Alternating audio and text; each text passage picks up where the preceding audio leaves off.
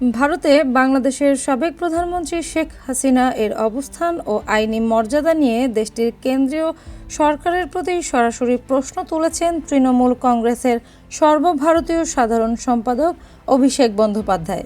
তিনি জানতে চান ভারতে শেখ হাসিনার বর্তমান স্ট্যাটাস কী, তিনি কি শরণার্থী নাকি অনুপ্রবেশকারী। এই প্রশ্নের জবাব কেন্দ্রীয় স্বরাষ্ট্রমন্ত্রী অমিত শাহ দিতে পারবেন কিনা সেটিও জানতে চান তিনি। শুক্রবার এক রাজনৈতিক কর্মসূচিতে বক্তব্য দিতে গিয়ে অভিষেক বন্দ্যোপাধ্যায় কেন্দ্রীয় সরকারের অবস্থান নিয়ে তীব্র সমালোচনা করেন।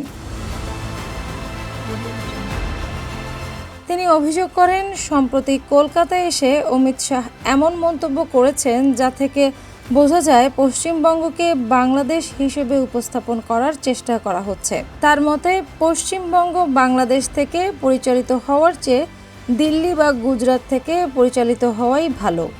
এ ধরনের বক্তব্য রাজনৈতিকভাবে উদ্দেশ্য প্রণোদিত এবং রাজ্যের মর্যাদার প্রতি অবমাননাকর।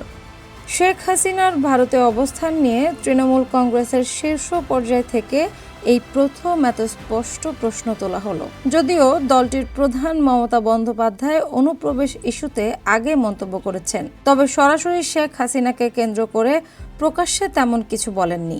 এদিকে ভারতে বিভিন্ন রাজনৈতিক দলও এই ইস্যুতে কেন্দ্রীয় সরকারের সমালোচনা করে আসছে। অভিষেক বন্দ্যোপাধ্যায় বলেন, যদি সত্যি পশ্চিমবঙ্গ বাংলাদেশ দ্বারা প্রভাবিত হয় তাহলে দিল্লিতে শেখ হাসিনা কি করছেন, কেন তাকে দীর্ঘ সময় ধরে আশ্রয় দেওয়া হয়েছে, এর পেছনে সরকারের কি স্বার্থ রয়েছে। তিনি আরও প্রশ্ন তোলেন, বাংলাদেশের সংখ্যালঘুদের ওপর হামলার ঘটনায় কেন্দ্রীয় সরকার কী ধরনের পদক্ষেপ নিয়েছে। অনুপ্রবেশ ইস্যুতে বিজেপির অবস্থান নিয়েও কটাক্ষ করেন তিনি।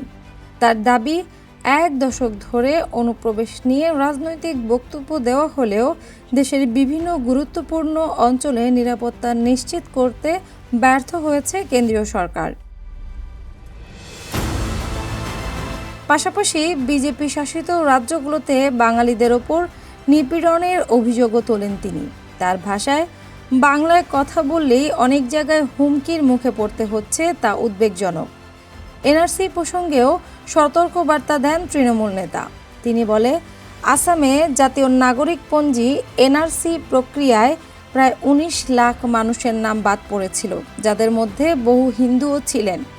তার অভিযোগ, একই ধরনের পরিকল্পনা পশ্চিমবঙ্গেও বাস্তবায়নের চেষ্টা চলছে, তবে তৃণমূল সরকার থাকলে তা সফল হবে না বলেও জানান তিনি।